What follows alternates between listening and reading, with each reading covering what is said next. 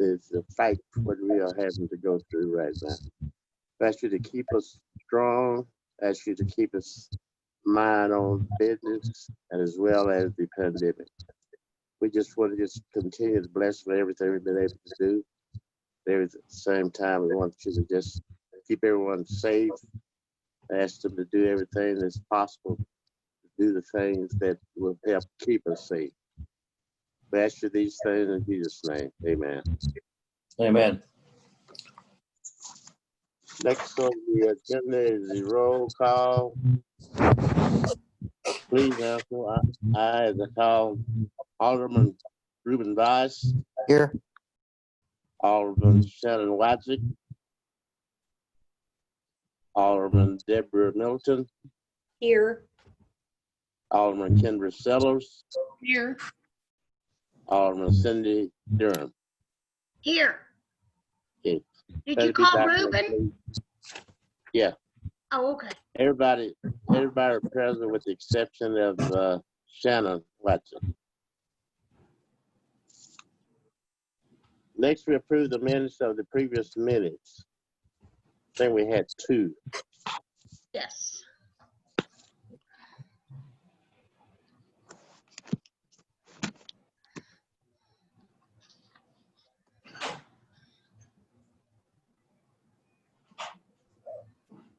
If everybody's read them, I didn't see anything that needed to be corrected. Did anyone else? No, I felt that's good. With June the 8th, 2020, and for July 13th, 2020. Second it. Motion has been made to approve July 2nd, both minutes. All in favor? All of them are Ruben Weiss, Aye. He's muted. Yeah. Okay. I know. Okay. Alderman Deborah Milton, Aye. Alderman Kendra Sellers, Aye. Alderman Cindy Durham. Aye. Motion have been passed. Are there any more discussions? If there are no more discussions, motion passed. Next on the agenda is the pass a resolution to apply for funding from the Texas Water Development Board for water system improvements. There is a application in your package. I guess I can read it if you don't have it with you. It's a resolution by the City Council of the City of Seagrave requesting financial assistance from the Texas Water Development Board, authorizing the filing of an application for assistance and make certain findings in connection therewith. Be it resolved by the City Council, the City of Seagrave, of Section 1, that an application is hereby approved and authorized to be filed with the Texas Water Development Board seeking financial assistance in the amount of not to exceed $6,048,000 for the cost of the water system improvement that will address arsenic levels. Then Christ City Secretary will be and hereby designated the authority authorized representative of the City of Seagrave for purpose of furnishing such information and executing such documents as may be required in connection with the preparation of filing such applications for financial assistance to the rules of the Texas Water Development Board. Section 3, that the filing firm and individuals are hereby authorized and directed to aid and assist in the preparation for and submission of such application and appear on behalf of the representative of Seagrave before any hearing held by the Texas Water Development Board. Such application. Now,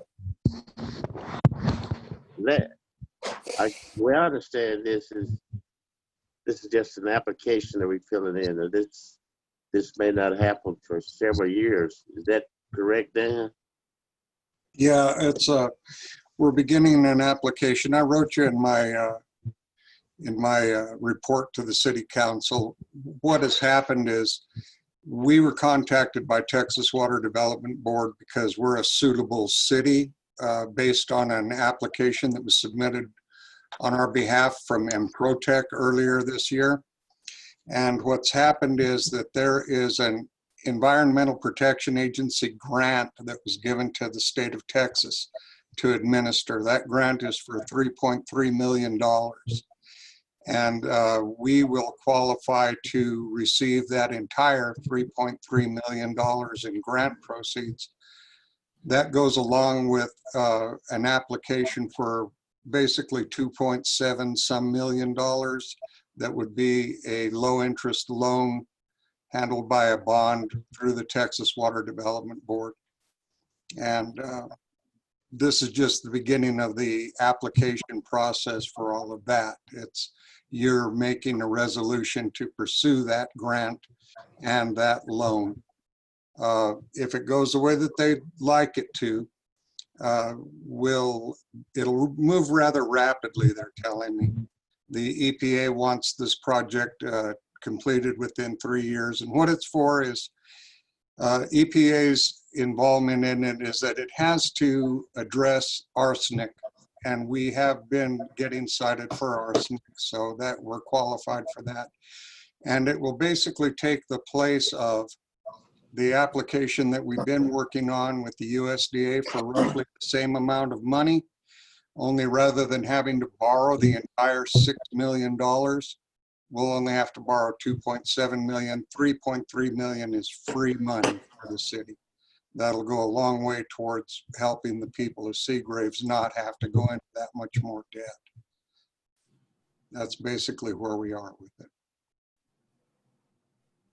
Okay, anyone have any questions?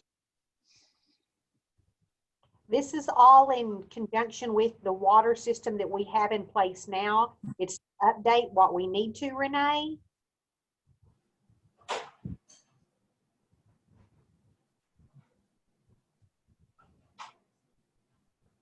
I can't hear you, Renee. We're muted.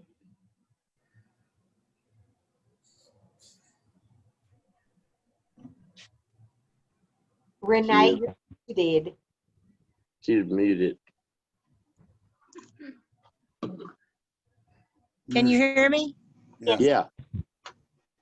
I was under the impression that this loan, this grant, it's called something D, Chapter D or something like that, that it was to be in conjunction with USDA, that the loan was actually going to be with USDA and the grant money was coming from the Texas Water Development Board. I don't quite understand it because we already have a system to address arsenic, and I don't know how the engineer is working that in, and that's all I can say. I'm not real familiar with the Texas Water Development's involvement in this. I'm sorry. Dan and I has talked about it some. I've talked to Chad about it some, and they seem to think that this is gonna work and it's good, but this is the first I've heard that USDA wasn't involved. So I don't know, because I have filled out all the applications. The engineer has done all the preliminary environmental report and is waiting for us to apply for, you know, the $30,000 from USDA to pay him. So I'm not sure how this is coming about. I'm sorry. I guess I need to talk to them more. But is this going to include the water tower? Yes, the one with USDA was for the water tower and for the 500,000 gallon storage tank.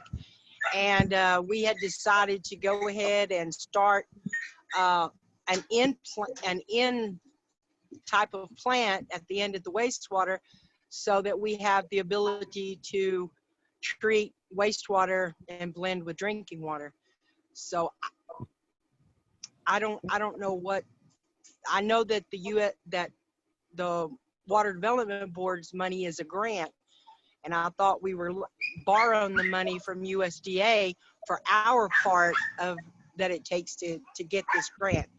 That's all I know at this moment. This is not quite what Dan is saying, so I'm not, I guess I didn't get the loop there.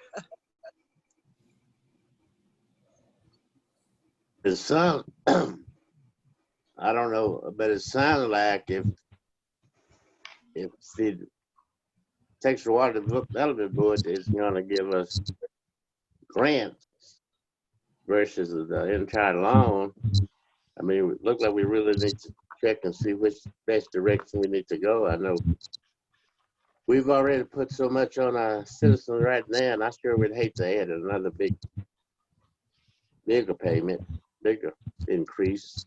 But maybe we need to really look at that and think about that before we make a final decision. Well, this is only a resolution to end the application process. It doesn't tie our hands. And the reason I put it out this early and the reason that I've approached Mr. Mendez is our bond counsel for the wastewater bond that we're going to be getting. He brought Mr. Maha, who is a financial advisor aboard here. Both of them have a lot of experience dealing with the Texas Water Development Board. The reason that I put it forth here is because, as I said, Texas Water Development needs to move rather quickly getting this application process started. I'll try to get Mr. Tompkins to explain to you exactly what it is he's got in mind here. As far as the confusion, I can understand why Renee is confused. The initial go around when we were dealing with the woman, her name is Lee Huntoon from the Texas Water Development Board, was she was hoping that we could use the money that we've already borrowed for the wastewater project to satisfy EPA's requirement that there be a 45% loan component to this, and we would basically be getting the $3.3 million gratis without having to do anything else. What they were going to try and do to make that happen was that water injection portion of the wastewater treatment project, where we were going to take our effluent, inject it back into the water table after it had been cleaned, and use that as dealing with, because the water had already been cleared of arsenic at that point. The theory was that that would satisfy that. The EPA, their one thing is that it must deal with arsenic somehow. Well, when it came down to it, and she ran it past her boss, Miss Huntoon, that wasn't going to work. We would have to get water, the project would have to deal all with fresh water, nothing to do with wastewater. So that's when Mr. Tompkins suggested that it was too ambitious, he said, to have the water injection portion of the one project tied into this, because there wouldn't be enough money altogether to do the water tower, the surface water tanks, infrastructure repair on the water delivery system and all that. So basically it was Mr. Tompkins that is saying that what we should do, and this is what it is and how it addresses arsenic, even though we do have the RO system in place, is that there is residual arsenic contaminants in the storage facilities. The water tower, the tanks, and that's the angle that he's going with. And that's the way that I understand it. But once again, it's your decision. However, this resolution is only a resolution to begin the application process so that we can get all of that loaded in and get it looked at. It doesn't mean it's a done deal in any way or that it ties your hands to this deal. It's an opportunity to save the taxpayers here $3.3 million, which I believe they're inevitably going to have to spend one way or the other anyway. At least that's the way I understand the situation from Mr. Tompkins and Ms. Goodyear, that the state of the water tower and the water tanks and all that are going to require that that be taken care of. So it's once again your decision, but it's only a resolution to begin the application process at this point. I have one other question. Who came up with the 6,084,000? Who came up with that deriving you're Yeah, talking? Ms. Huntoon, ma'am, did. The 55%, that's using 100% of the grant funds from EPA that are available to Texas, which is $3.3 million. That's 55% of the project. 45% of the project must be in a loan, and that would come from the D fund, which is the drinking water fund of Texas Water Development. And that's what rounds it up to 6.048. That's where the figure comes from.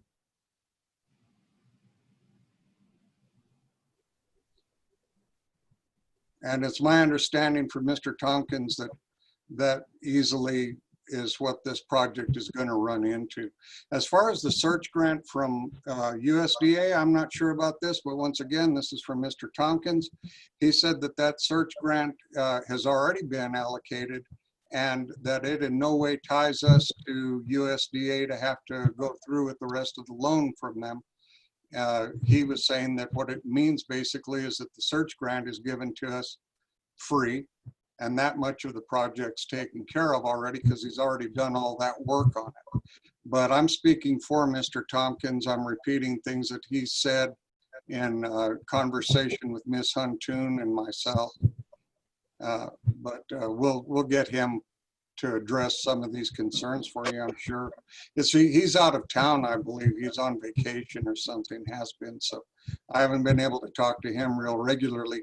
But there is a sense of urgency from Texas Water Development to begin this application process as soon as possible. I guess my next concern is when you do this kind of stuff, Dan, why do you not involve Renee since this is her department? When you meet with these people, why do you not call her and tell her that they're going to be there so that she can be part of this? Well, it all happened really rapidly, and all that's happened so far is they would like me to begin the application process. Mr. Tompkins, who is the engineer on the project that has been working with Renee, was involved from the onset. It wasn't to the point where, I mean, I don't know.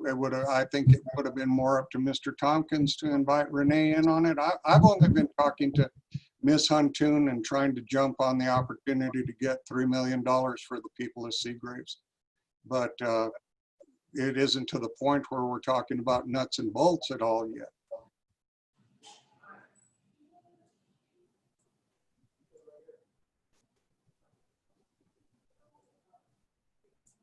So, other words, this is just an application that we got to get in. We're not actually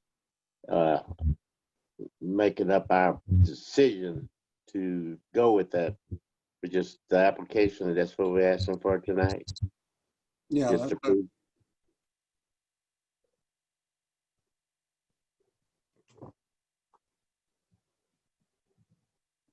I lost.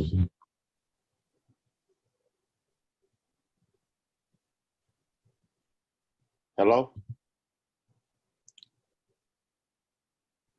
Does anyone else have any questions or concerns on it? Do we want to meet with?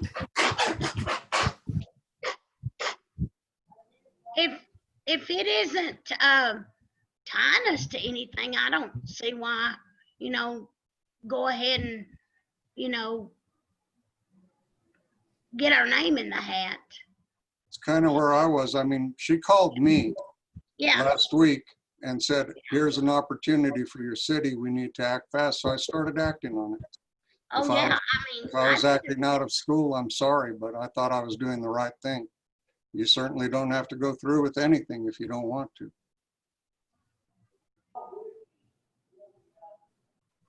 I think it's a good idea myself. We just need to follow through with it. But I know we've been doing a lot of bidding for the USDA, but that process is always so slow. But in this situation, if we're gonna save that much money, we're gonna get that much money in grant. I mean, we really need to consider it. That's my. I don't know. I mean, we can see how far it goes, I guess. have a question. Yes. What is the interest rate for the Texas Water Development loan? I have no I don't idea. know. I don't know that at all yet, Renee. I mean, that seems like that would be a factor. I mean, if you're putting it up against the Yes, yes. USDA.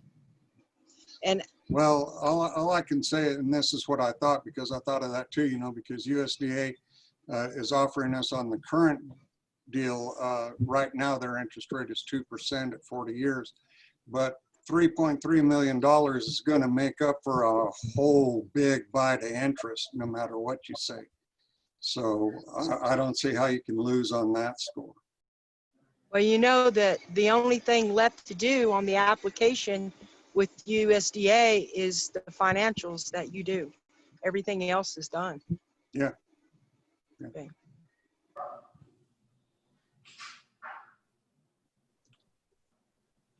So I don't see a problem with approving this application. Just to, I mean, we can compare at a later date on what's going to be the best. But I agree with Renee as well as far as the interest rate. That it's kind of like what we're going through with our wastewater plant. Initially, that was going to be a grant, but the interest rate is so low that they didn't give us anything. So I don't know, but that would make a difference. So we just have to look at it. I guess the only thing we can do is find out what the interest rate is going to be. If they may not be able to tell us now because this is down the road a ways. I don't know. Well, when I talked to the financial advisor about it, he said that interest rate's going to be determined like by credit ratings and things like that. So I don't know. I really don't know what Texas Water Development Board interest rates are about yet. Once again, it's only saying that you're committed to making an application, not that you're gonna, doesn't tie you to anything. Doesn't mean you're gonna be stuck with anything. You can stop anytime you want. Do you know right offhand, Dan, what our interest rate is on the current loan we have with Texas Water Development Board? Yeah, it's, I don't know what it is right off the top of my head, but that loan was negotiated in 2013. I believe it's more in the neighborhood of 7%, something like that. It's pretty high.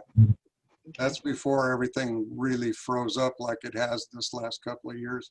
With the Federal Reserve offering 0% money, and they have been, interest rates are incredibly low everywhere. That's whether you're trying to earn interest or borrow money, they're all low.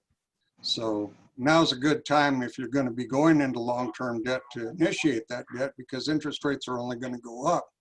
History tells us that. Right. I agree with Cindy. I think we can go along with the process, but if it is something, we can always turn it back. Yeah, and I'll try and get y'all. I realize it's real sudden. It is. It was sudden for me too. This has all happened just last week. And Mr. Tompkins is out of town, so I couldn't get a lot of information from him, but everybody's telling me, come on, just get started. Let's not let this go. So. Okay, looks like at this time, then, can I hear someone give me a motion to pass the resolution to apply for funding for the Texas Water Development Board for the water system improvement? Charles, Yes. I make the motion that we sign the resolution for the application filing for the water system improvements to look at that. Okay, I hear a motion. Do I have a second? I second Deborah. Okay. Alderman Deborah, second. All in favor? Alderman Ruben Weiss? Aye. Alderman Deborah Middleton, Aye. Alderman Kendra Sellos, Alderman Kendra Sellos, Aye. Alderman Sidney Durham, Alderman Cindy Durham,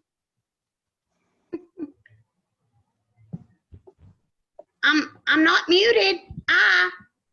oh, okay, I got you. Oh, let's say, all in favor? Okay, okay, motion passed. Are there any more discussion around the application? There no more discussion, motion passed. Okay, next on the agenda is final action regarding ordinance 2013-01-30, section 2013-01-330-009. Adopting 11213 ordinance to demolition of dangerous structures located at 611 Avenue I, Block 45, Lot 7, Old Town of Seagrave. Gilberto Hernandez, Harold Flores, PO Box 531, Seagrave, Texas.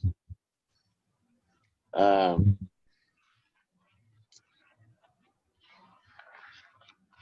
don't know if everyone knows where that place is. We don't have a picture of that anywhere, do we, right now to show? That's the trailer house we're talking about, isn't it, Renee? Yes, sir, it is. I'm sorry I didn't get that information to y'all. I was going to send it in the packet, and I didn't do it. It is a reddish orange and silver trailer house on 2 lots there on the corner of Avenue I and 7th Street. And it's been vacant since like 2010. Taxes haven't been paid on it in 4 years, and I'm unable to contact it. I get the letters returned, and I put it in the newspaper. And so my only option was to put it before you guys. I've seen it. I know exactly what you're talking about. I mean, I don't remember anyone living in there. And I'm down there all the time going to the church. I've never seen anyone living No. there. But I didn't know it was 2 lots. I know that the area that the trailer sits on, there's 2 lots there, but I don't know if they both belong to that address. Yeah. They both need mowing. I got a question, Ms. Rubin. Yes, Ruben. Yeah, I passed by there and yeah, it's pretty bad shape. I don't remember anybody living there. But if we do demo and all that stuff, who takes the possession of the property? Do they still under their name or become city property, or how does that work? The county will demo it once I give them, the demolition forms, but it will still remain in the property of Filberto Hernandez until the county puts it up for auction for unpaid taxes. It does not go to the city. Gotcha.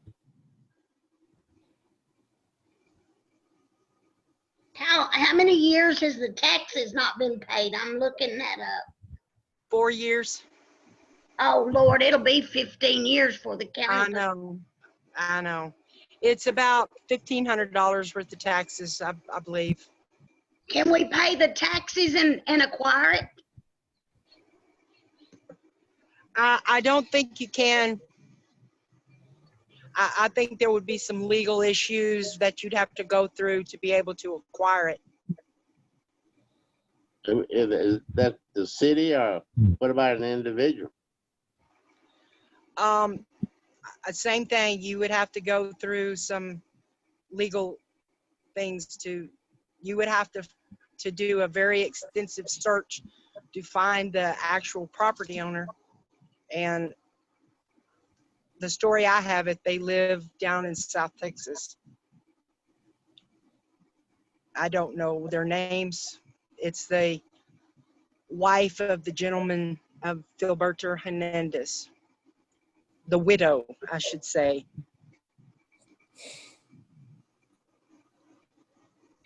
So you're saying everything is in order, then for us to make a decision to Yes, sir, demolish we've it? done, yes, sir, we've done everything required by our ordinance to have it demoed. Other than y'all's final say so, yes or no.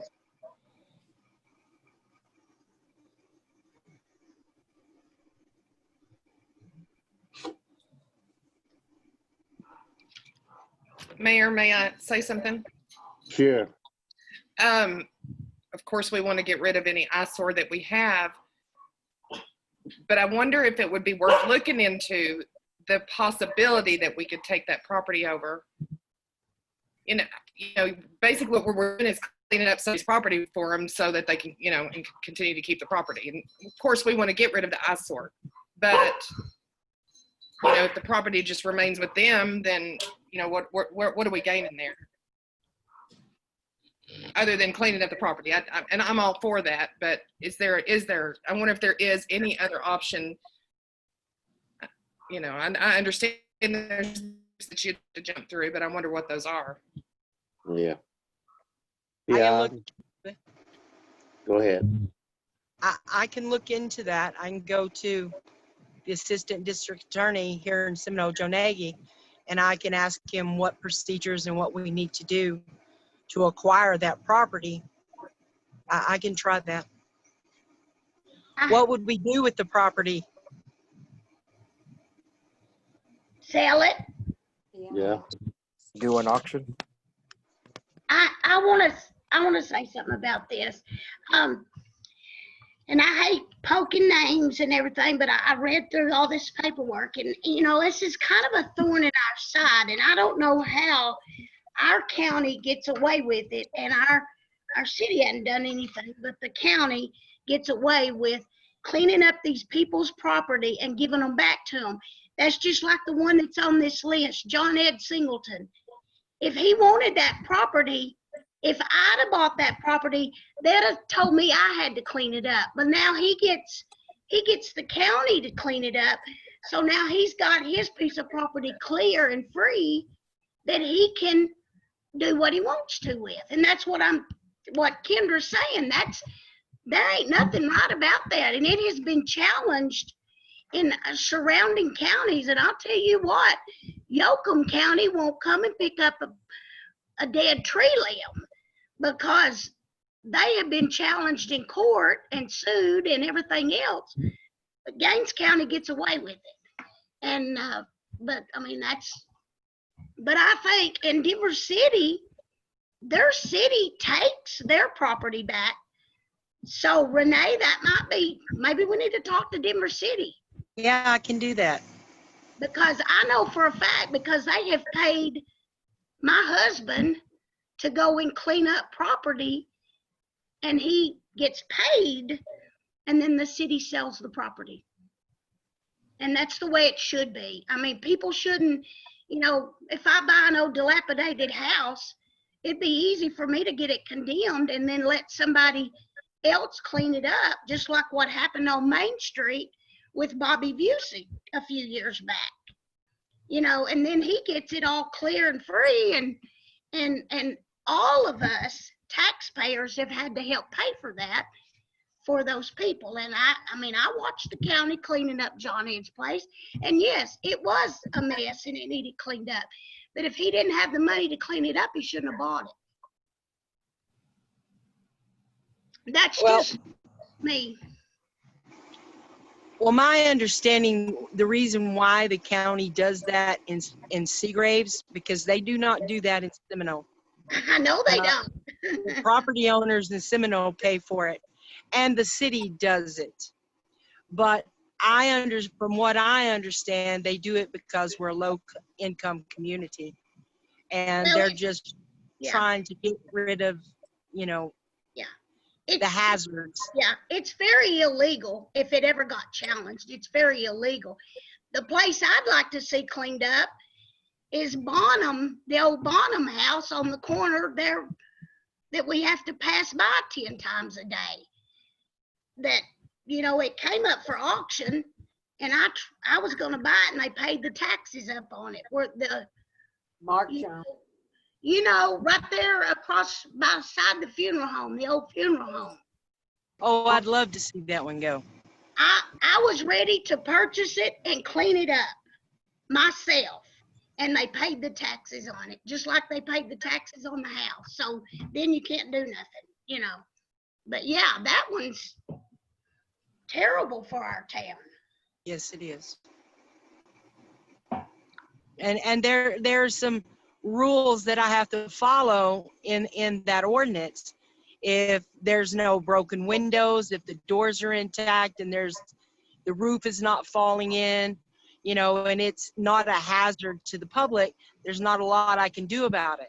Now, I can write them letters to tell them to mow it and clean it up and pick up the garbage and whatever, but I can't really demo the house unless the windows are broken out, the doors are hanging. And I sent all y'all a whole list of houses that was exactly in that shape, but they got a year's extension. Who gave them that? That's what I was Our going to ask you, judge. Renee. Our judge. Was it- We had a hearing. We had a hearing on all of the demos that I turned in, and we never talked about it, but when we went to the meeting, he told 4 or 5 of those that, because they challenged it, they didn't want it tore down. It's a family house, what have you. And so he gave them the year to make them livable. So hopefully, that happens, because I'd rather see it livable than, tore down. We need places to live. Mayor, Yes, Renee, is that the one that you sent the list over on your report? Those Yes, sir. houses? Okay. Yes, sir. But so, I've got a couple I've got one that was 90 days, and then I had several that, signed the demolition request, which have been turned into the county, and, they'll eventually get over here and do it.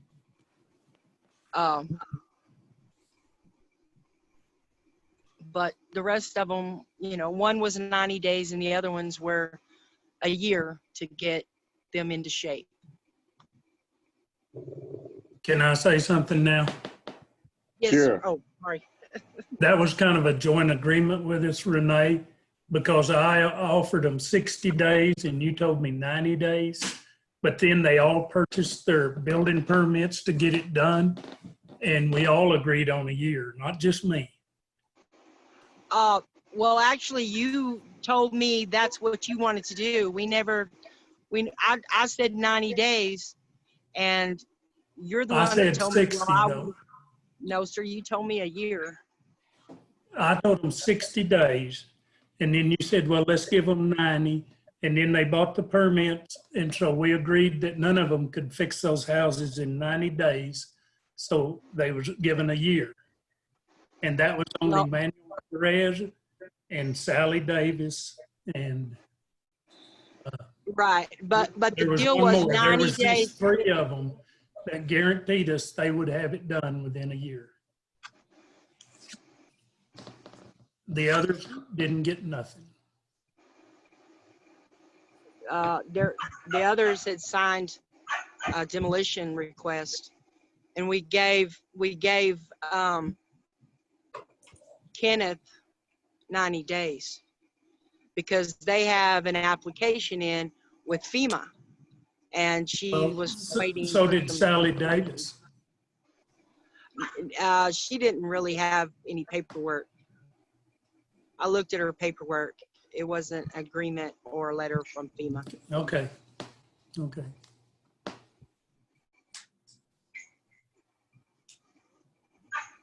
okay, so with that said, so what do we want to do with the house on Avenue I right now? Do we want to go forward with the demolition? If we got everything in order, I mean, I recommend we should go ahead. I mean, we can't contact them. Can I say something? Sure. I agree with you, Mayor, that since we've already gotten this far into the process where, you know, she's done all this homework on it, that we could, you know, possibly go through with the demolition. But I really would like to see this change in the future. I think it's somebody to let their property go to pot so that the county will come in and clean it up, to me. And it's just kind of a backwards incentive. And I think that if there were, because I lived in Spur for 15 years, and that's what kind of like what Cindy was talking about there, where you had to pay to somebody to come in, or the city would hire somebody to come and demolish it, but you had to pay for it, or you had a lien put against it or whatever, but the city took that property over, I believe. I think something like that is something to look into. I agree with Kendra and Cindy. I think we need to look into this and make sure before we set up any other demolition that we see that there's some way we can take.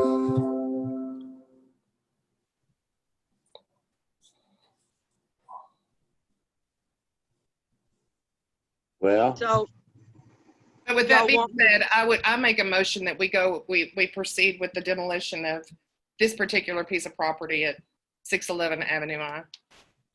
I second. motion has been made and second to approve the demolition of 611 Avenue. All in favor, Ruben Weiss, Aye. Alderman Deborah Milton, Aye. Alderman Kendra Sellers, Aye. Alderman Cindy Durham. Okay, motion passed. Are there any more discussions? Since there's no more discussion, motion passed. Next on the agenda is the order election for the general election November 3rd, 2020. So what do we need to do, Dan? Just make a motion to order the election. And what we'll have to do, the way the county is running the election for us, rather than us having to foot it ourselves, the total price tag, I believe, is going to be $3,800. It went up a little because they extended early voting by a week, but would have cost us about $10,000 otherwise. But the order for the election that Ms. Roberson prepared for us is it was modeled after the original order for the election that was supposed to be held in May. So all the councilmen will be having to sign that order, and I'll make sure that we get it around to all of you for your signature, and then we have to publish it, give it back to Patricia. It's just something we have to do to make the election happen. I make a motion that we pass the order of special election. I second. Okay, had a motion and a second. All in favor, Ruben Weiss, Aye. Ruben Deborah Middleton, Aye. Alderman Kendra Sellers, Aye. Alderman Cindy Durham. Alderman Cindy Durham. What's wrong with my speaker? Did I hear you, Cindy? Yes, Okay. Motion has been passed. Are there any more discussion? No more discussion. Motion passed to order the general election for November 3rd. Next on the agenda is discussion regarding the appointment of the zoning commission to amend the ordinance 1019-2009 according to the Vernon Civil Statutes for the state of Texas, Article 1011A through 1011, and the establishment of a board Barnes to serve a two-year term. Council recommendation for appointments by, the last meeting, the council made a recommendation to appoint by district, and then the mayor would have one.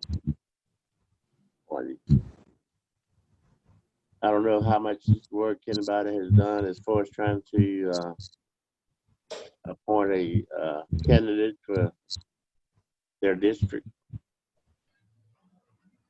Mayor, I have. Okay, I have to. Kendra. Been trying to catch Mr. Stanton, Cantwell. Cantwell. I think he's in my district, isn't he? No, ma'am, he's not. He's Oh, in he my isn't? district.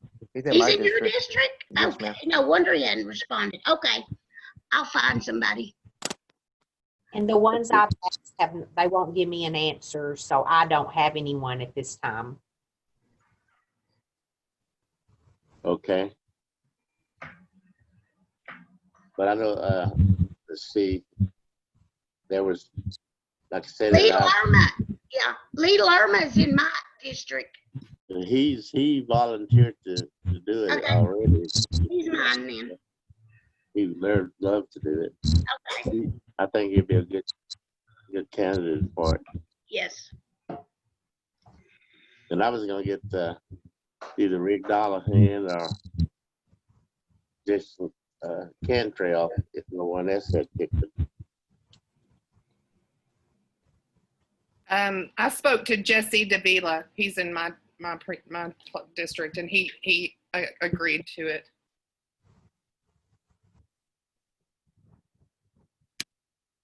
I got in District 5, I got Lawana Houston. Yeah, should be good. Well, we need Justin Cantwell on there for sure. Well, Well, we voted for each district. I was just waiting for somebody else to do it because I Okay. like both of those guys, Dollahan and Rick. I've worked on a committee with those guys before in the past, and they're very knowledgeable. I think they'll be a good asset. I just have a question, Mayor. We agreed to one per district, so I Yeah. mean that was our job to do. And I mean, if we didn't pick those guys, I'm sorry. I know it. I didn't say that. I said I would Okay. pick one of them. I had a choice as well. So I mean, if no one had picked them, that's what I said. I would pick one of them. Okay. Well, I apologize, but I will call mine back, the two that I've called, and try to get one tied down. But I can't say that neither one of them will do it tonight. Okay.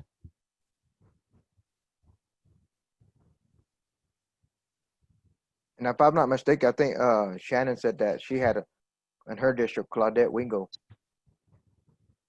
Who was it? In Claudette Shannon's Wingo? district, Claudette Wingo. She'll be good.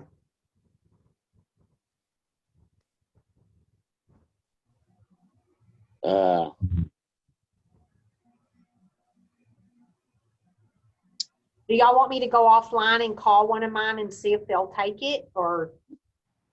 Yes. Who? The Cindy said she's gonna do Lee Lerma. Cindy. If he wants to do it, I mean, I don't have his number, but I'll call him. Oh, he said He volunteered. he already volunteered. Wasn't there someone else that had volunteered? I mean, I understand, Ruben, we did say someone in our district, and I know the other, seemed like there was someone else, but am I mistaken? No, you're not.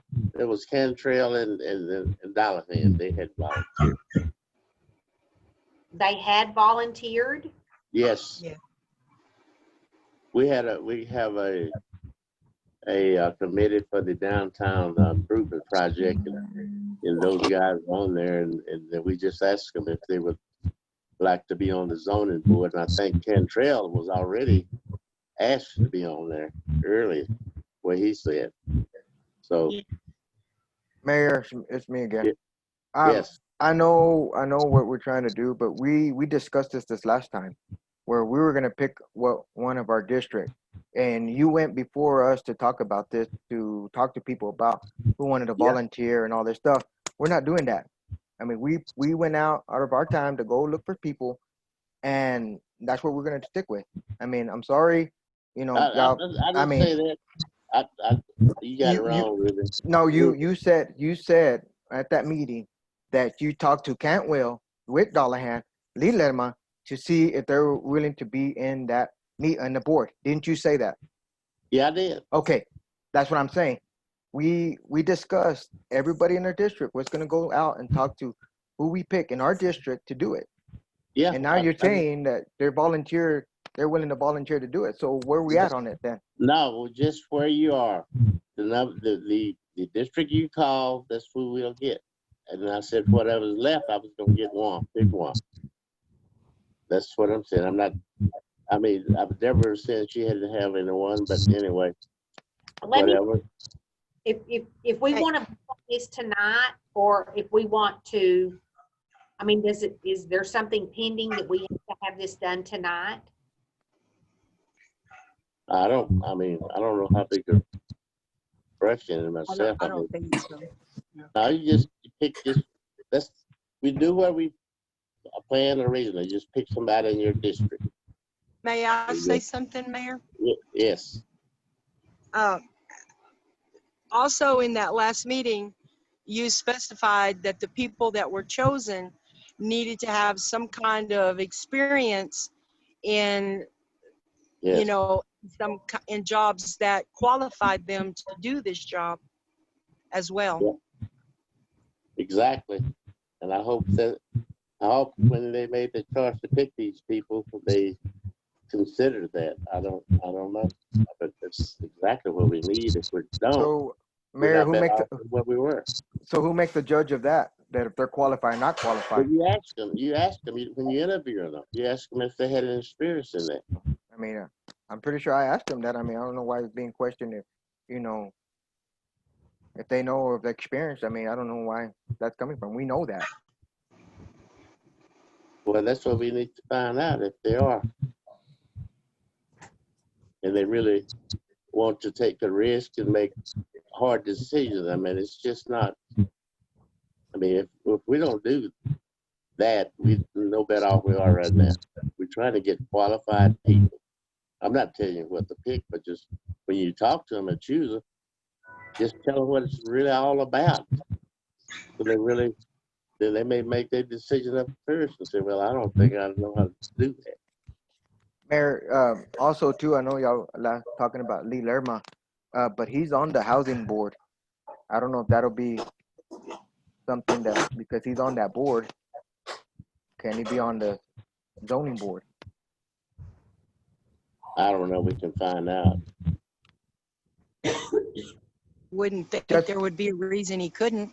Well, because I mean- I try to help out the guy, since I'm not working now, I try to help out the guy at the apartment, and they won't let me because I'm on the city council, conflict of interest there. Right, and the Chamber of Commerce, and some people are on the Economic Development Board. There's a lot of Renee, different let- boards. Yeah, let the council decide on that, please. Thank Oh, you. absolutely, just making a Thank you, ma'am. point. No, well,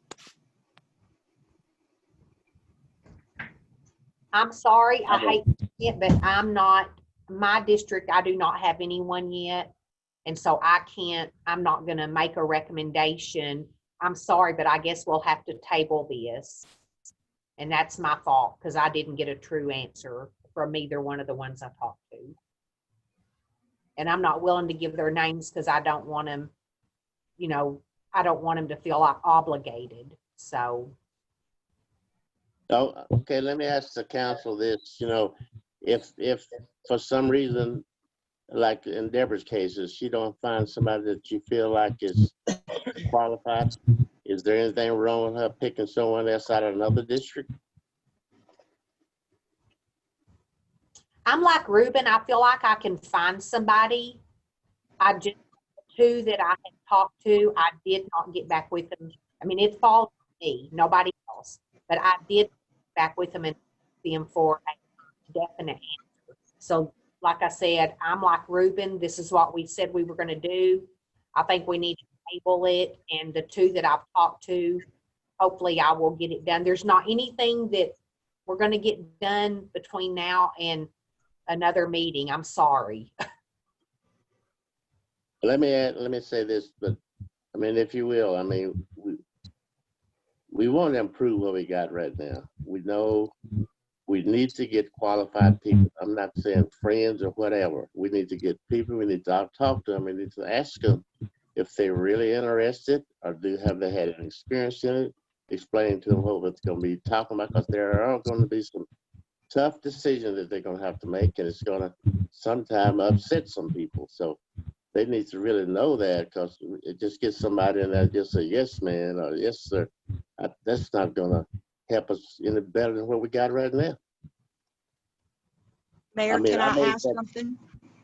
Okay, yeah, yes. But I made that suggestion that we pick each one from each district, because that's what didn't want to advertise it. So, but still, we should keep that in mind, that that's what we want is qualified people. If we don't do that, we're not any better off we are now. Go ahead. I'm sorry. Can I ask something, Mayor? Yes. Would you consider having like a board meeting with all of the applicants for this position and do a screening and find out how they're qualified and if they're, open to this kind of challenge? I'm open to it. If that's up to the council, but I am. I mean, I think it's a good idea myself, but whatever. But I'm just trying to prove the process that we have right now. Yes, sir. Absolutely. So what do you guys think? The two I have do feel like they would be qualified. There again, I'm gonna lean on those two, but if I get a no answer from them, then I don't know of anybody else that I could ask, but because I have put a little bit of thought into who I'm asking. So Good. I think we should table it till Deborah gets her person, and then we'll go from there. Yes, fine with me. No problem. Okay. I guess we will table item 9. but we do want it on the agenda for the next meeting, if it's a special meeting or a regular meeting. Okay. Yeah, we can do that. Okay, next on the agenda is discussion regarding the timeline and process for budget 2020 and 2021 according to the SB-2. I know there was lots of information and new terms for this year.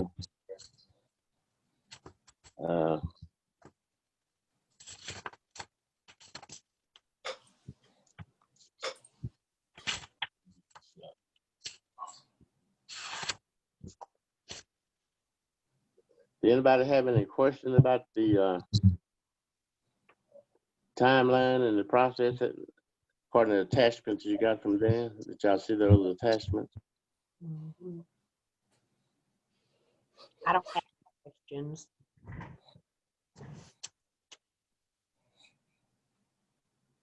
I don't. Don't either.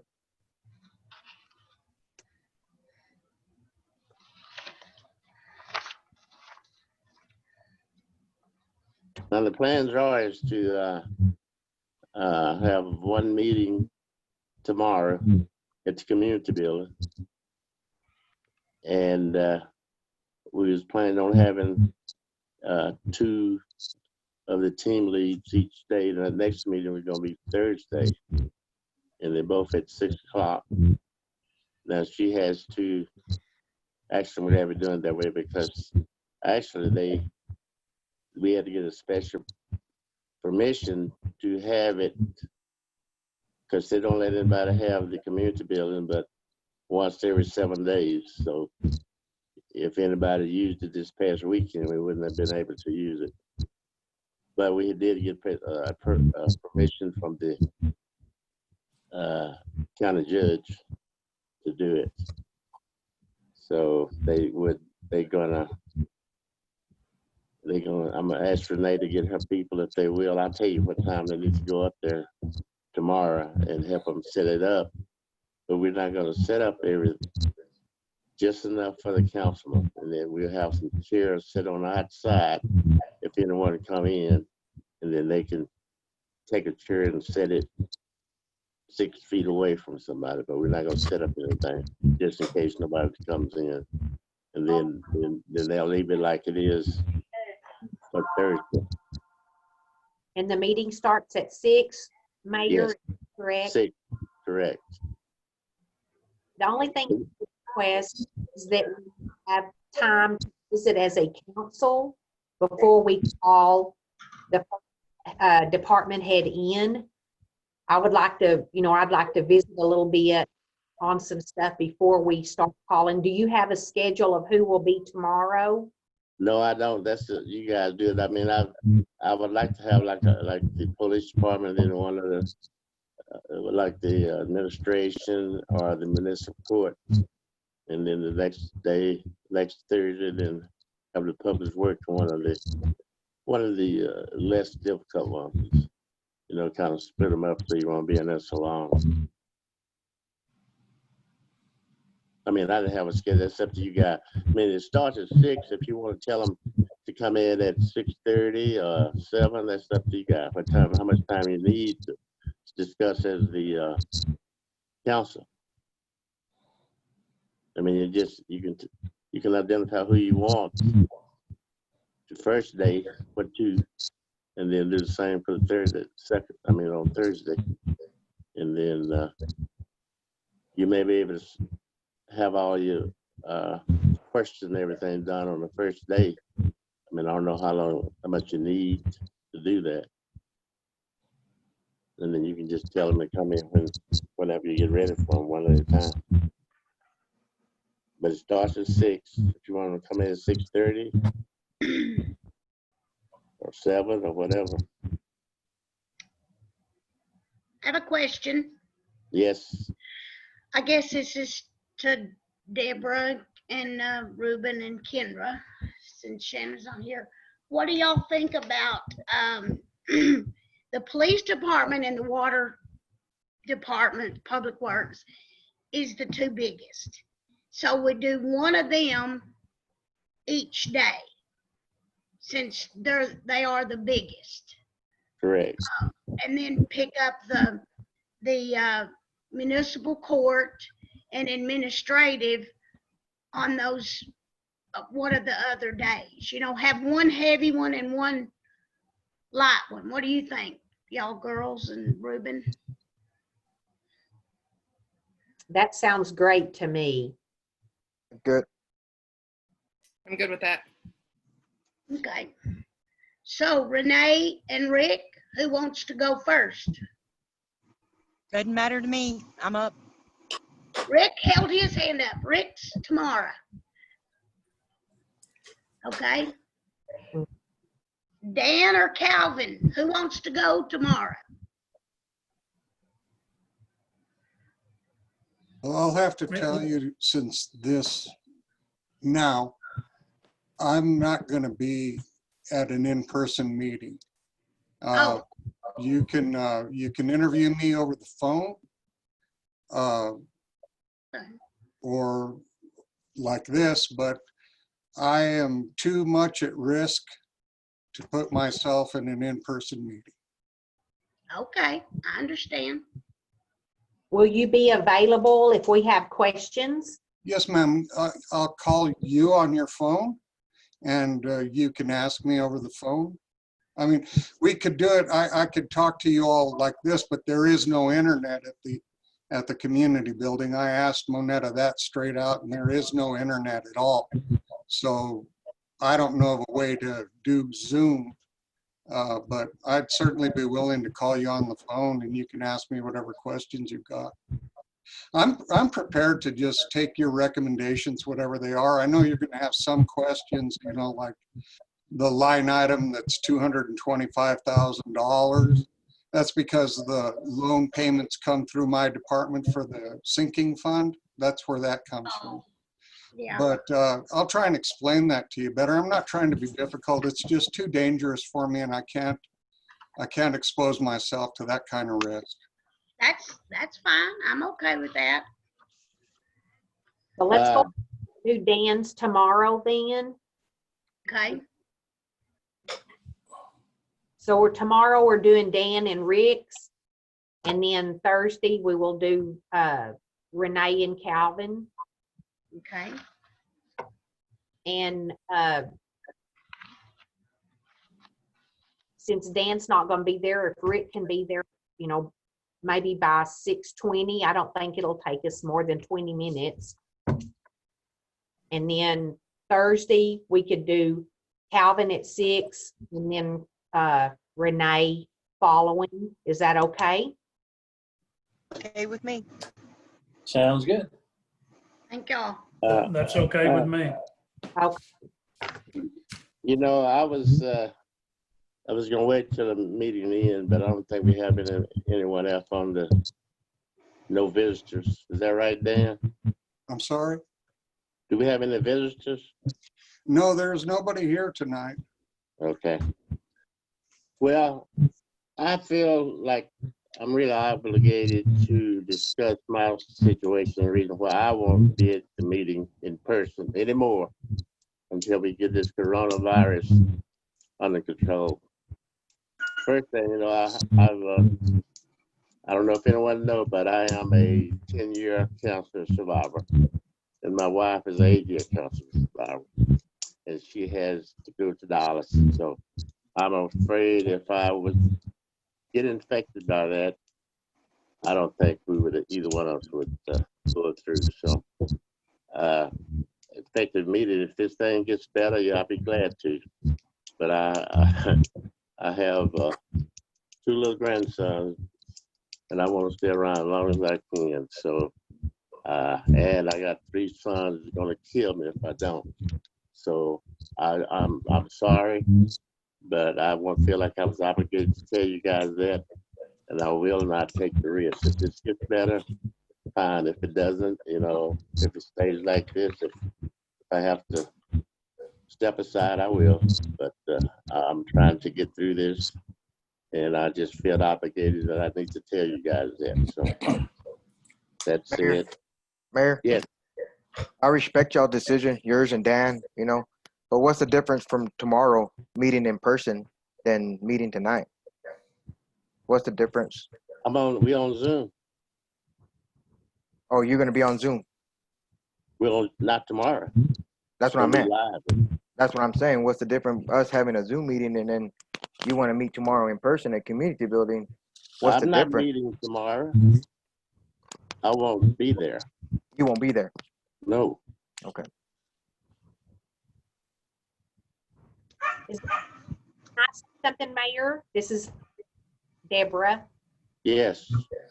Any other, I mean, department heads, you know, I mean, I know y'all work out in the public.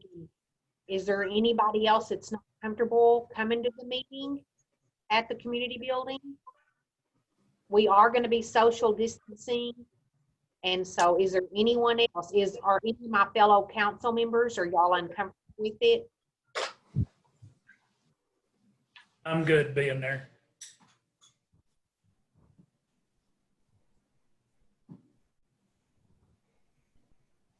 Renee? I'm good with it.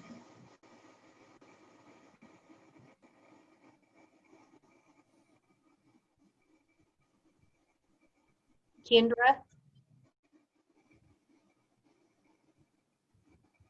Rick? He did. I'm good.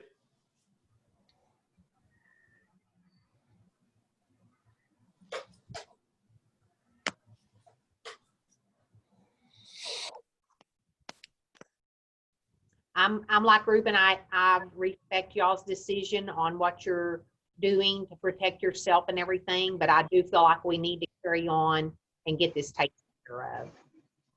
Yeah, I understand. Yeah, I understand. I could see a budget meeting where you're gonna have there's a lot of discussion and I guess it would be better to have a in-person meeting. But you could do the same thing on Zoom, but that's okay. I mean, that's all right. But I'm sorry.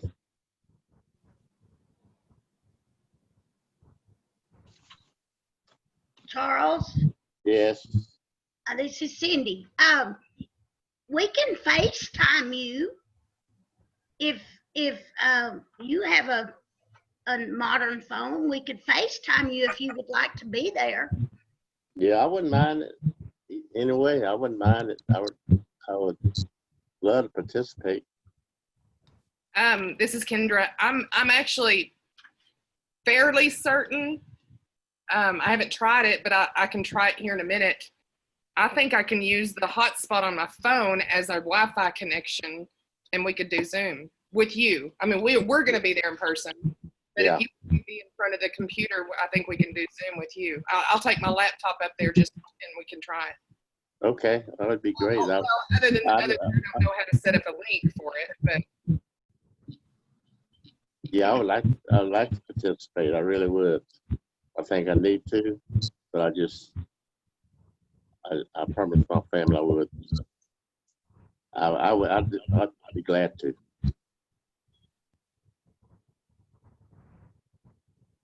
Dan, can you set up a link for us just in case we can use it?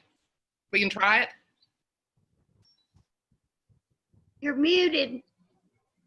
Dan, I'm sorry. Yeah, I'll see what I can do about that tomorrow. I wish I was more technical savvy every day, believe me, but I'll see what I can figure out. I have this thing called a personal meeting room, and I guess I could give you my credentials and you could sign on as me from another device, maybe. It's the only thing I can really think of as a personal meeting, but you would have to log on to Zoom as me from whatever device. I think that's possible.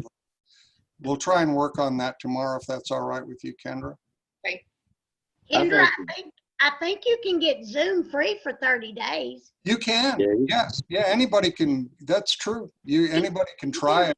yeah, I mean, I use it all the time with my son.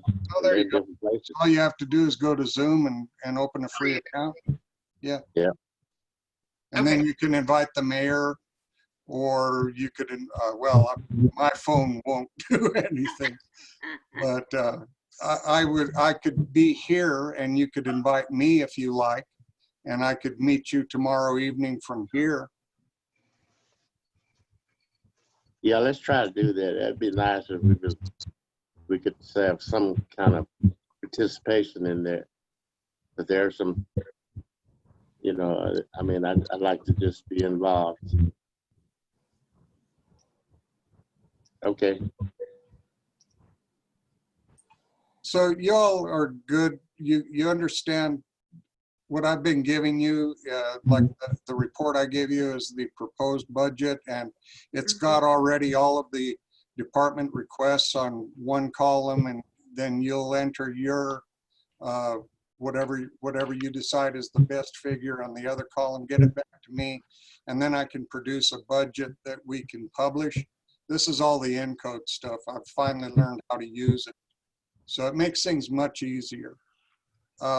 You also this afternoon got the actual worksheet from Gala that tells you what the no new tax rate is and what the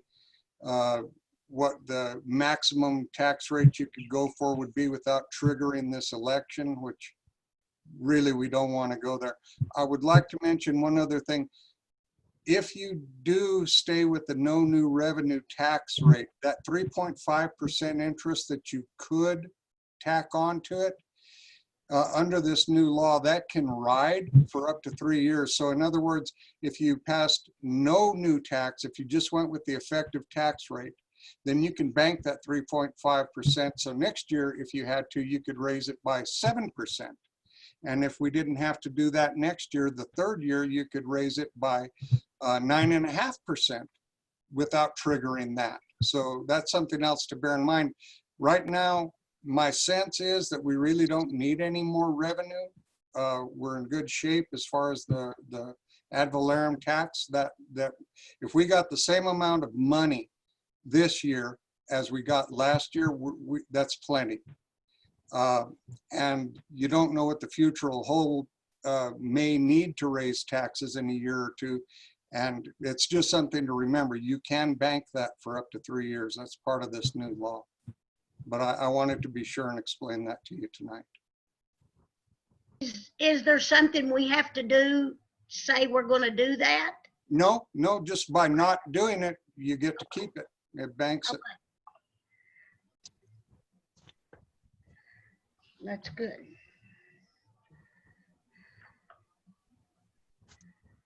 I just kind of glanced through each department, and they look pretty decent to me. I mean, everyone I looked at.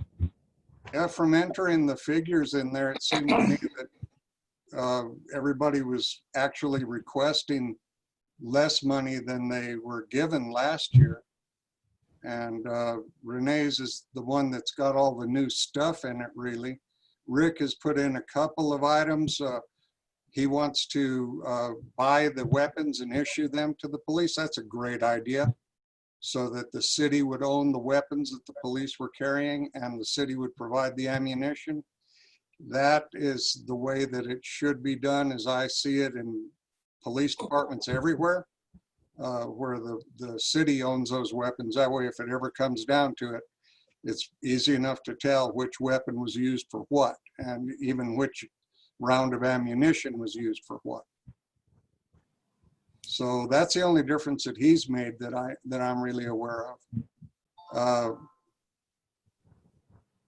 And as for myself, my biggest difference is just in, and it may not even be necessary, but it's just that those funds come through my department, but you don't have to figure that you've got to give me that we need to raise $250,000 more.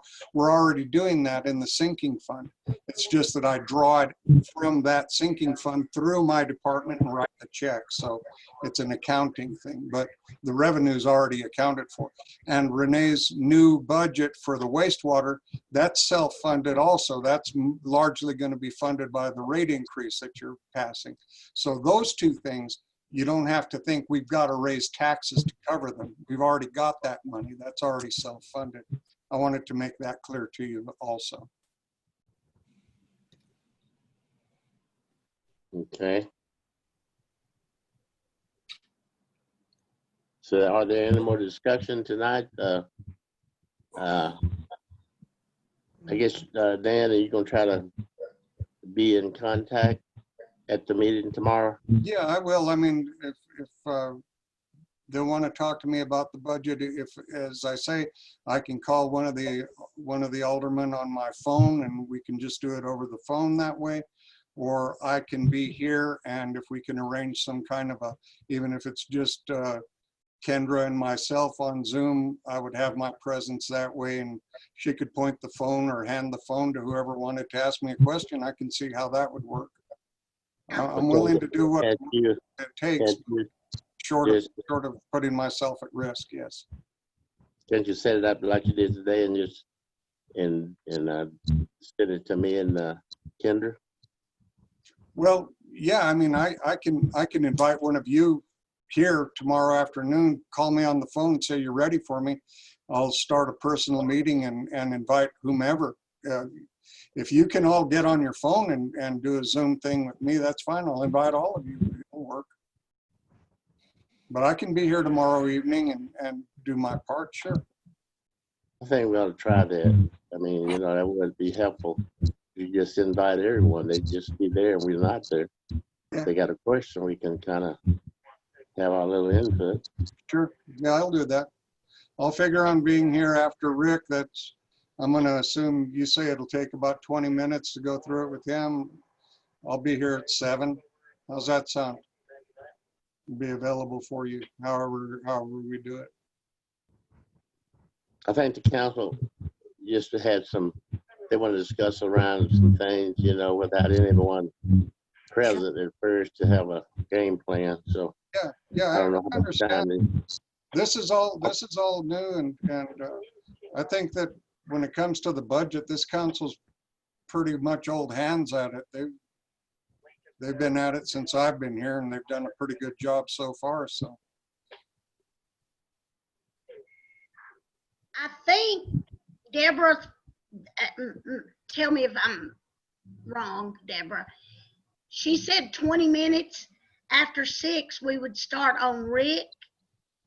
Is that Yeah. right, Deborah? Okay, so Yeah. does Dan might not need to be here till like 7:30, you think?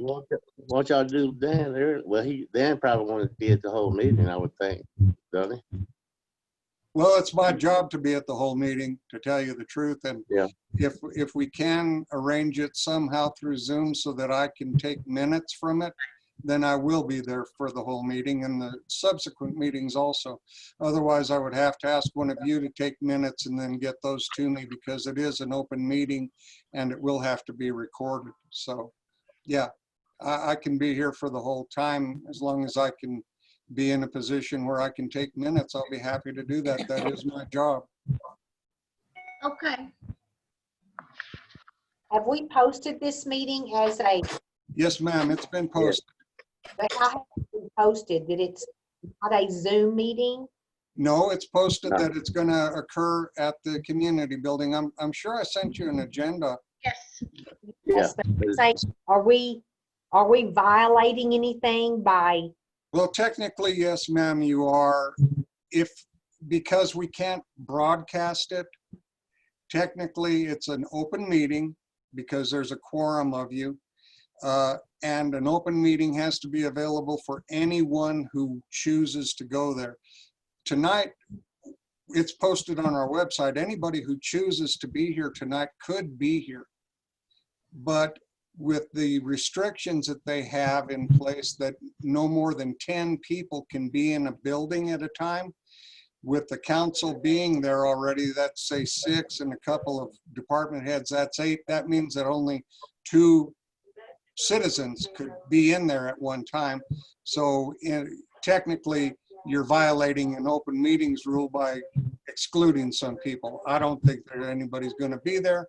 Wouldn't be an issue, but if it was, and there was a mob of people showed up to complain about the rate hike or something tomorrow night, and they weren't allowed in, then they could take the issue to the secretary or whatever and make some trouble. But Let me ask you one thing too, Dan. Since we started this Zoom, are we required to have everything recorded? yes, we are. We're required to have it recorded and make those recordings available for anybody to look at. And they are. They're linked to our website, and anybody that wants to look at any recording has the ability to do that. So we're in compliance with the modified open meetings rules that are in effect while this is going on. And it's by using this Zoom platform that we're staying legal.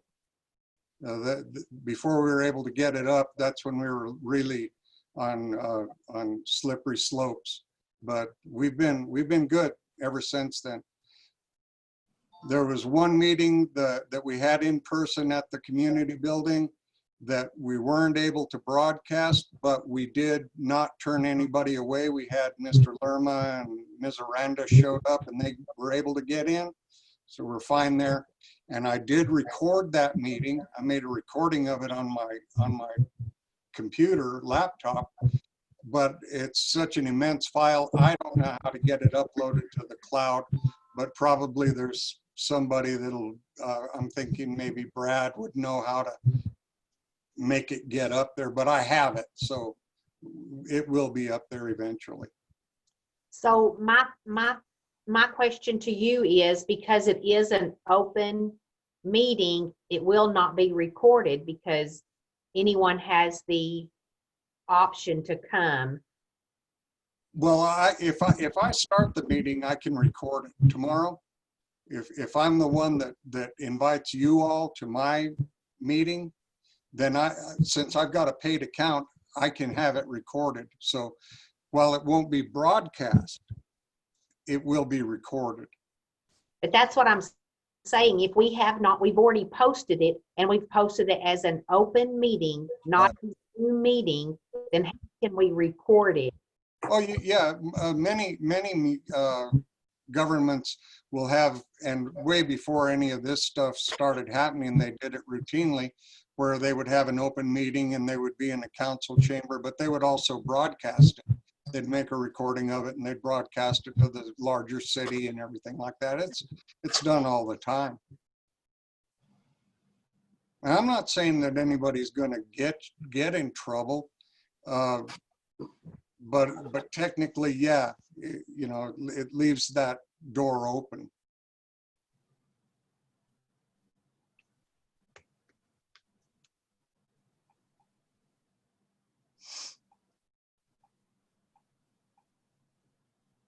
So are we okay with starting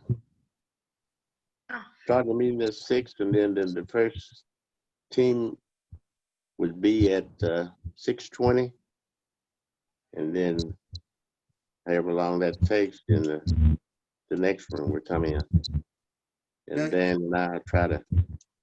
If you'd like to handle it like this, at 6 o'clock, and I'll just record it this way, that you convene the meeting and you went into executive session, and you can have your time alone that way for the 20 minutes or whatever, and then call me and I'll start it up, and then I'll say you came out of executive session and that's where we begin. Would that work? Yes. Yeah, I like that. Okay.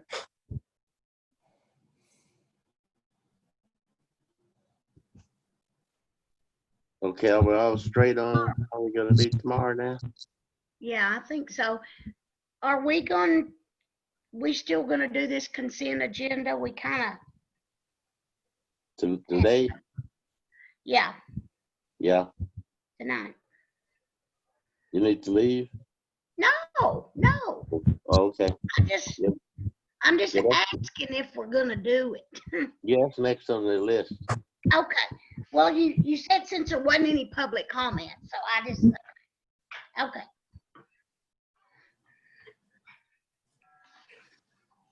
Okay, so everybody okay with the decision, how we gonna do it tomorrow? Yes. Okay. Okay, next on the agenda is the consent agenda.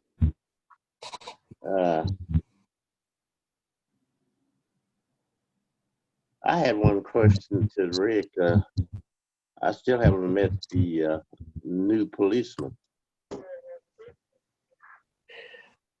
Well, no, Mayor, let me just say, he's been trained and he's already out on the, and it's the pandemic thing. I guess it's been kind of hard for him to come by and visit with everybody. He's working nights right now, but next month he'll be rotating in the days, and he can introduce himself to everybody.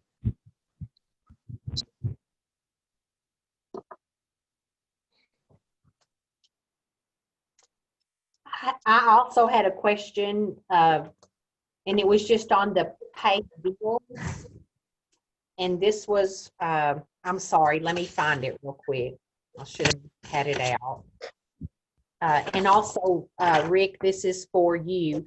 I think that we had paid corporate arm. And it says capital outlay.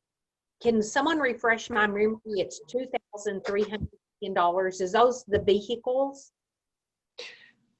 Yes, ma'am. Those Oh. were for the vehicles, and those were the Wi-Fi systems that were put into the vehicles that corporate armor supplies from what they call a Cradle Point. And also the antennas that go with them. They both have antennas installed on the new vehicles, and they both had cradle points put in their inside the police units, so they can work the computers, write the tickets, and check for warrants and driver's licenses and stuff like that. The Cops Inc. Okay, thank you. That's the only question I had on any of the bills. So, I have a question for Judge Sellers. On your report, the June and July at the bottom, where it says the fines, court costs, both of those are the exact same amount. Is that just a typo? Yeah, she didn't get it in right. I will get it corrected, send you the figures tomorrow. Okay, no problem. I just thought that had to be a typo. Yeah. Okay, It just didn't get changed. okay. All right, no problem.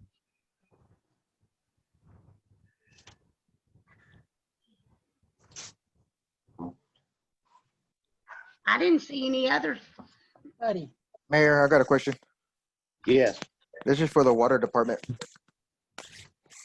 On Renee. Okay. On the report for June, on the AP council report in June, on the Brownfield Farmer Co-op, the fuel, oil, lubricant,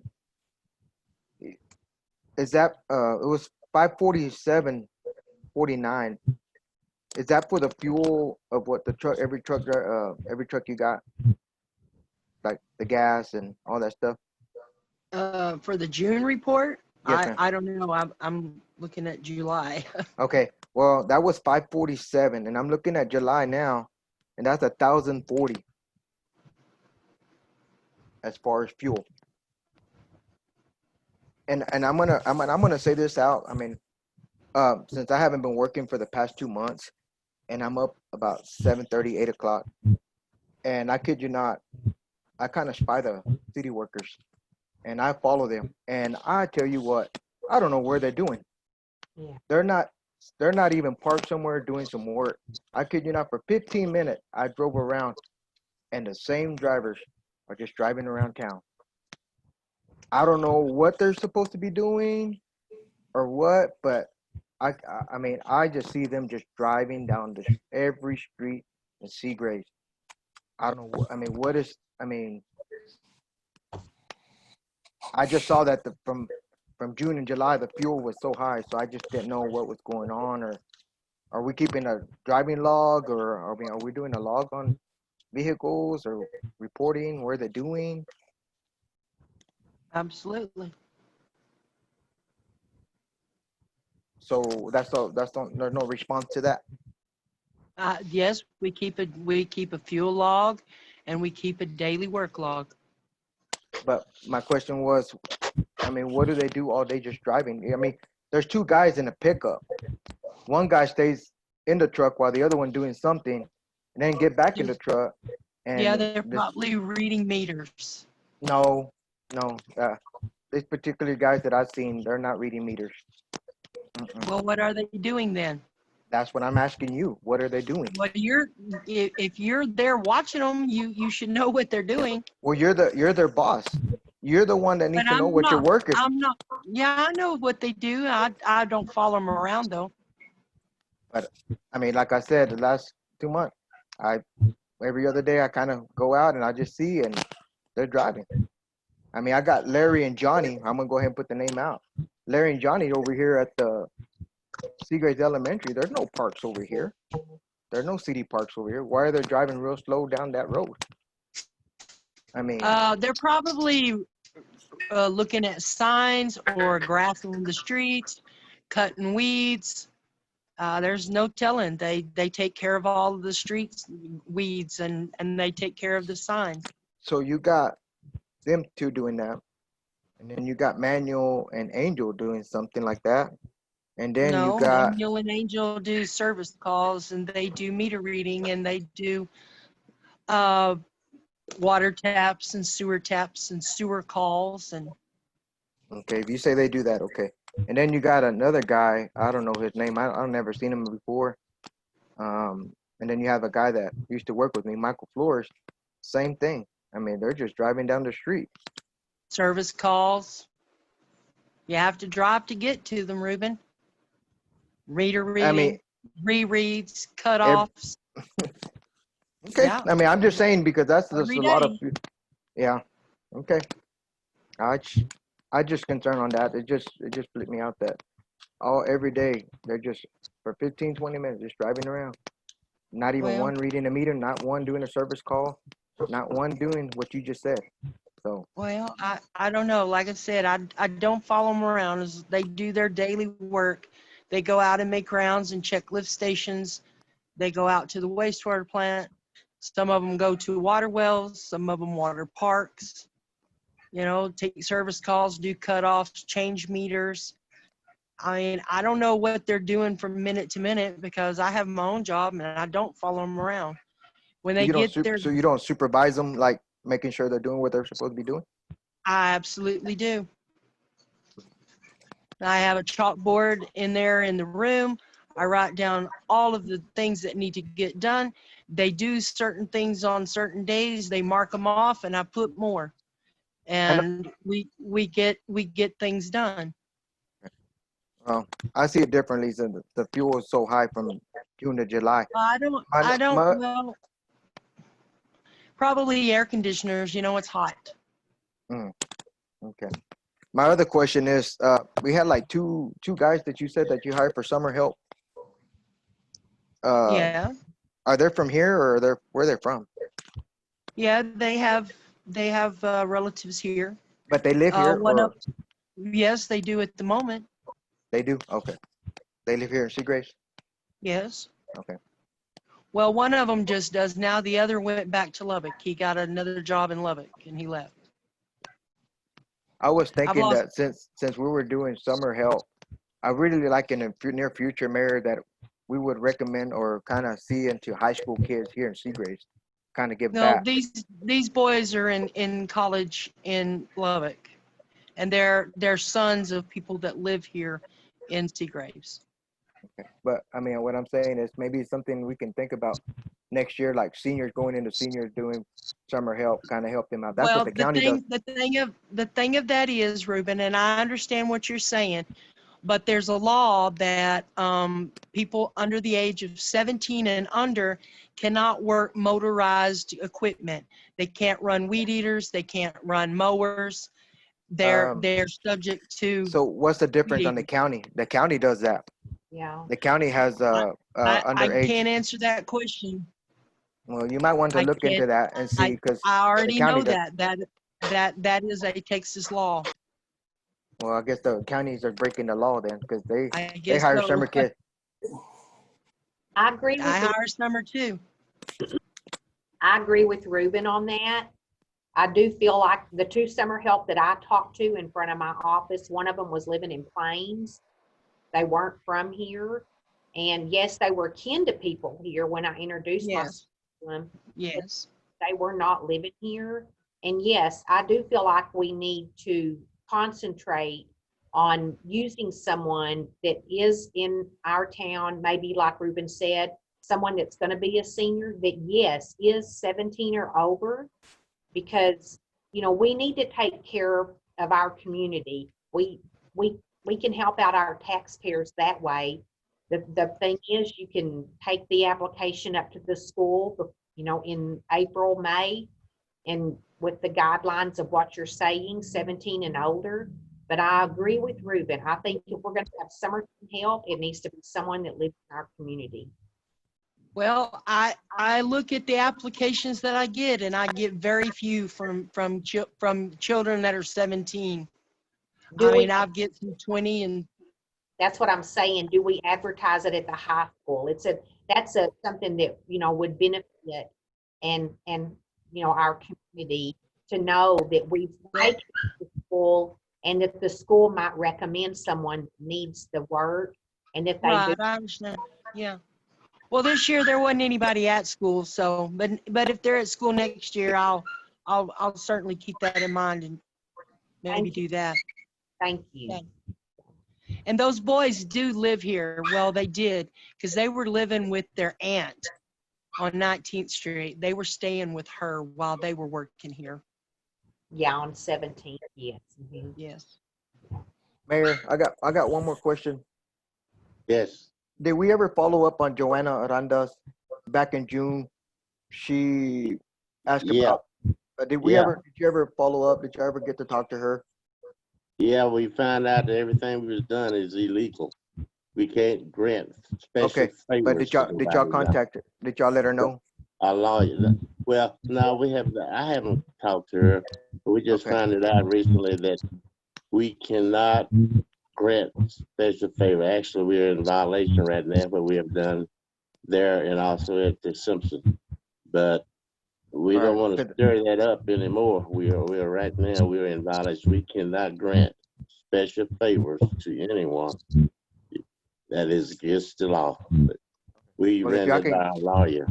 okay, y'all can give her a written document of what you just said and all that stuff, so she can have proof, so she know that we're not trying to go around that. So, Yeah, actually, we probably gonna have to at some point in time correct that according to our lawyer, because Yeah, we're when right now the sewer still in rates go up. violation. all I'm asking is just let her know. I mean, cause she's already asked me, Yeah, I and will. she haven't got response. Yeah, I will let her know. Thank you.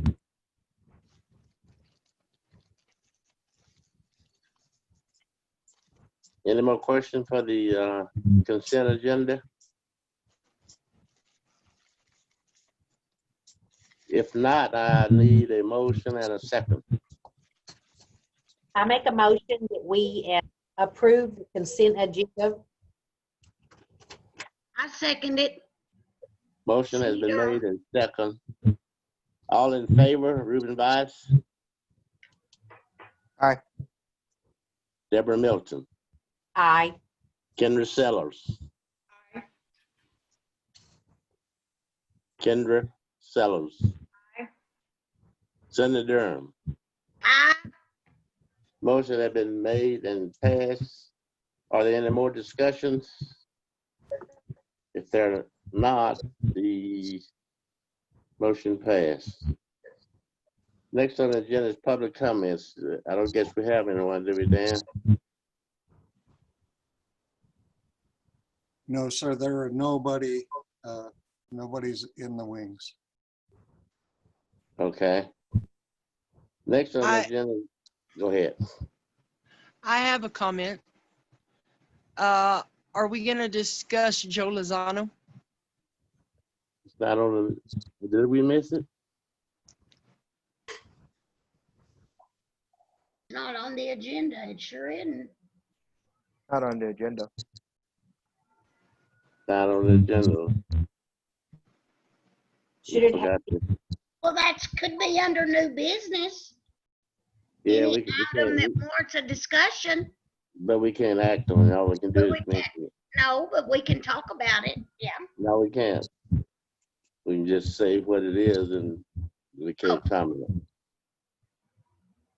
I mean, It's- that's, any item that warrants a discussion,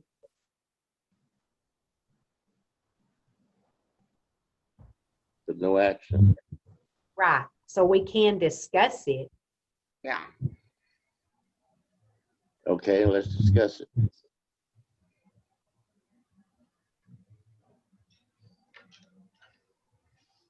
Renee, give us some background. Tell us what's going on. Well, he's been let go of an oil field job in that he worked out of from Seminole. He lives in Seminole. He's 38 years old.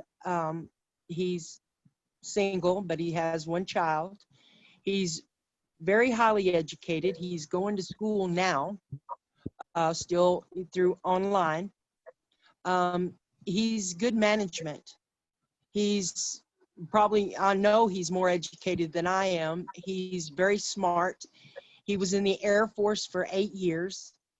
He was a fireman in the Air Force for 7 of those years. He's interested in the job. He's visited with me twice, and I called him Friday and asked him, you know, if he was still available, if he was still interested, and he said he was. And I just think that it would be a benefit to the city to train him to do the things that I do, and he could help me, you know, be out in the field more, either him or myself. And when I leave in 2 years, there'll be no glitches. He can get up and take over, and I can go home.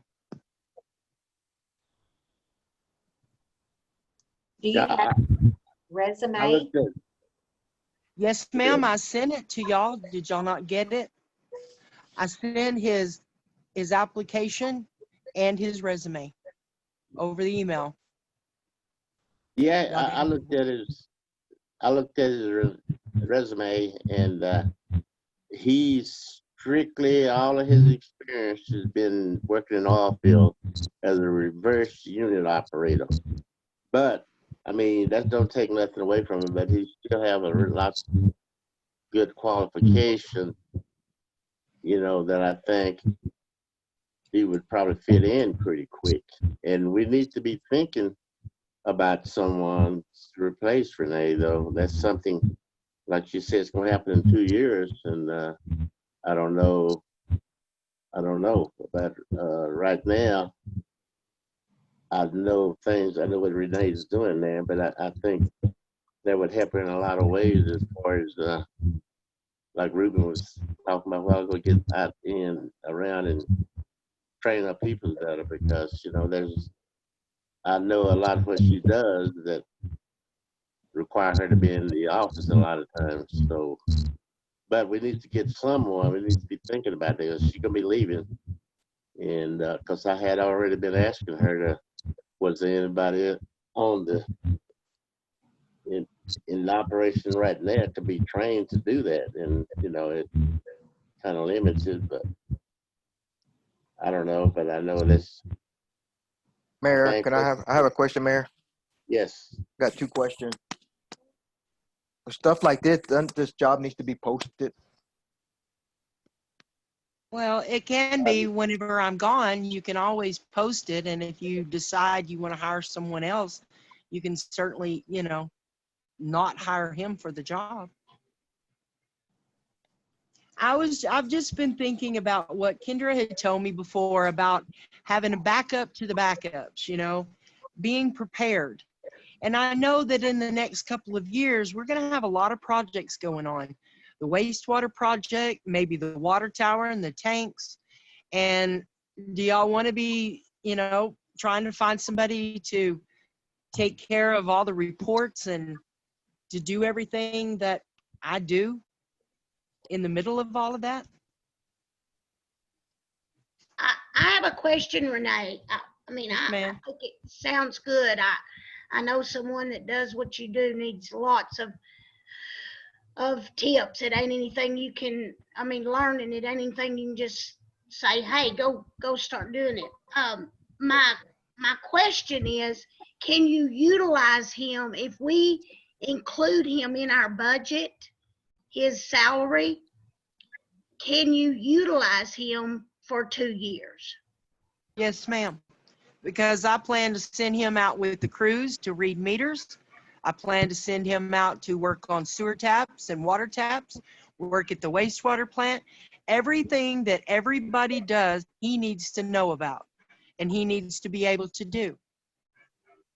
Because that's experience, and he needs that experience.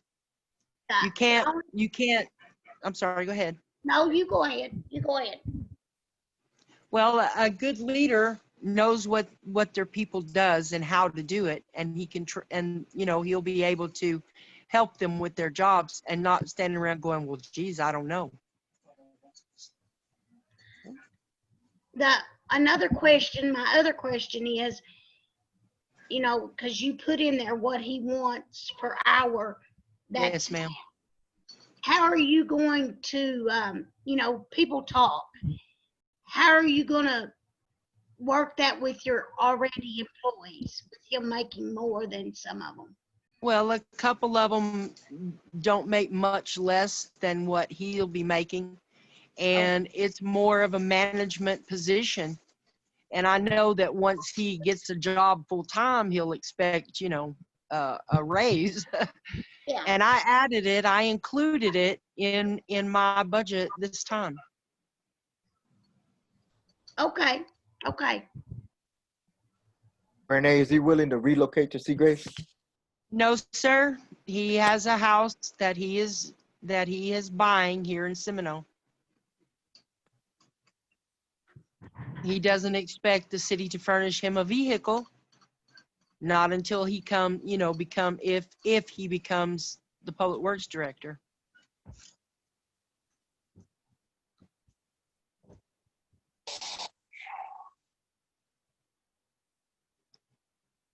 I think this is something that we can discuss in our 20 minutes tomorrow. I mean, I'm just talking what I'm thinking. Knowing that Renee is gonna leave in 2 years, we do need to look into that, but we need to weigh out our options. And I think that's something as a council that we need to talk about, working it into the budget and see what everybody thinks. I agree with Deborah. Okay, well, we better leave this alone before it turns into action. Yeah. discussion. That's all we needed to talk about. Okay. 'Cause we are Thank being y'all, I recorded. appreciate it. Okay, next on the agenda is set the date and time for the next meeting. September 14th. September 14th. Okay. 6 a.m. Okay, next on the agenda is to adjourn. I guess I need a motion. I make a motion, we end this meeting. Motion has been made. Do I have a second? I second it. And second. Meeting adjourned.